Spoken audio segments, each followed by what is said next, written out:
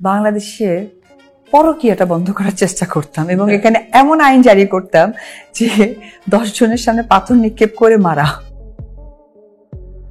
Driver থেকে শুরু করে সাথে থাকা সকল পুরুষের সাথেই শারীরিক সম্পর্কে জড়ায় পরিমণি, যে তথ্য দিয়েছে ভুক্তভোগী সেই গৃহকর্মী, এবং এরপরে পরকীয়ায় জড়ানো ব্যক্তিদের পাথর নিক্ষেপ করে মেরে ফেলার ইচ্ছে প্রকাশ করেছেন অপু বিশ্বাস। তবে কি সুযোগের সদ্ব্যবহার করে পরিমণিকে উদ্দেশ্য করেই এমন মন্তব্য করেছেন কিনা, সেই প্রশ্নটাই এবার উকি দিয়েছে ভক্তবৃন্দের মাঝে। তাই তার বিস্তারিত জানতে অবশ্যই ভিডিওটি না টেনে সঙ্গেই থাকুন। পরিমণির থেকে ছিন্ন হয়ে একের পর এক অভিযোগ দাঁড় করিয়ে চলেছে এই গৃহকর্মী। তার দাবি, দেশবাসীর চোখে একজন সুশীল নায়িকা পরিমণি, কিন্তু পরীকে যারা কাছ থেকে দেখতে পেয়েছে একমাত্র তারাই জানে পরী আসলে কতটা বাজে প্রকৃতির। শরীফুল রাজের সাথে সম্পর্ক ছিন্ন হয়ে দীর্ঘ 2 বছর ধরে একাকী রয়েছেন পরী, কিন্তু ভেতরে যেন সম্পূর্ণই তার উল্টো।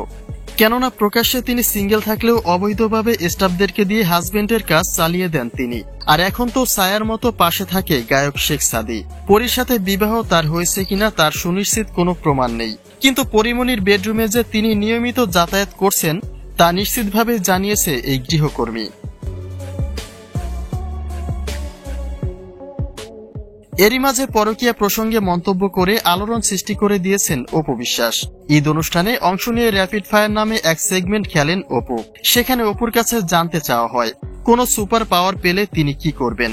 উত্তরে অপু বলেন, পরকীয়াটা বন্ধ করব, এমন আইন জারি করব যেন 10 জনের সামনে পাথর নিক্ষেপ করে মারা হয়।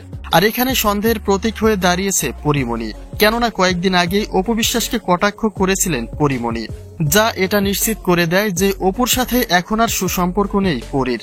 তাহলে পরীর বিরুদ্ধে সেই গৃহকর্মীর একাধিক অভিযোগ দাঁড় করানোর পরেই পরীকে উদ্দেশ্য করে তিনি এমন বক্তব্য দিয়েছেন কিনা, সেই প্রশ্নটাই উঠে আসে।